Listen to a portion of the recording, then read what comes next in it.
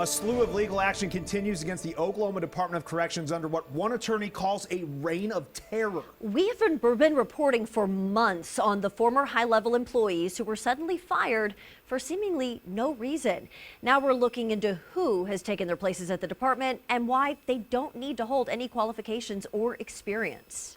At least 9 former ODOC employees have filed claims over so-called unfair terminations from the Oklahoma Department of Corrections. Among them, former warden of Joseph Harp, Luke Pettigrew. After 22 years with the department, he says he was let go in March, completely out of the blue. It still devastates me. You know, at my age, I need retirement. And, you know, it's just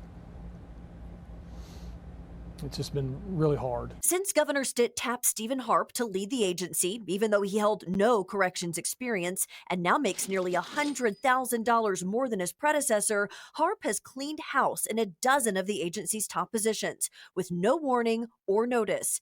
The numbers caught the attention of State Rep J.J. Humphrey. And I would say that that's a pretty good indicator. If you have one issue, all right. If you have 2 issues, maybe. But when you have this many people coming forward and saying that there's a huge problem. It may be a huge problem, but it's one that seems to follow within state law. They still haven't told me why they terminated me. One former employee showed us his termination letter, noting he's among the 5% of agency staff who are exempt from any salary standards, due process, or job protection.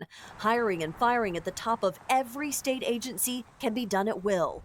We asked Oklahoma Public Employee Association's Executive Director, Tony DeShay, about why our state allows it. I will tell you it's politics. I cannot give you a better answer than it's politics once you get to that level of state government. It's a wild, wild west scenario that's allowed to play out using your tax dollars. In many cases, these high-level jobs are filled with special picks who might not hold any qualifications or have any experience, often making more money. Within ODOC, we found 8 positions were created or filled without ever even being posted. You're paying these folks salaries totaling over $1 million.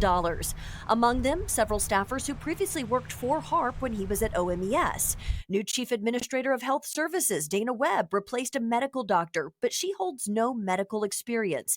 The agency had to hire an actual MD to work under her. And in the communications department, Josh Ward was let go, and Kay Thompson was brought in. Ward's attorney points out she's a former graphic designer who has no communications or supervisory experience.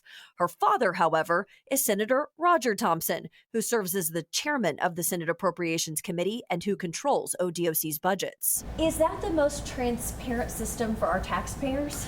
For the 95%, yes. DeShay says public employees got a huge victory when the legislature changed the law in 2022, an effort 13 years in the making, expanding better job protections and due process for all but those 5% of executive staff at each agency.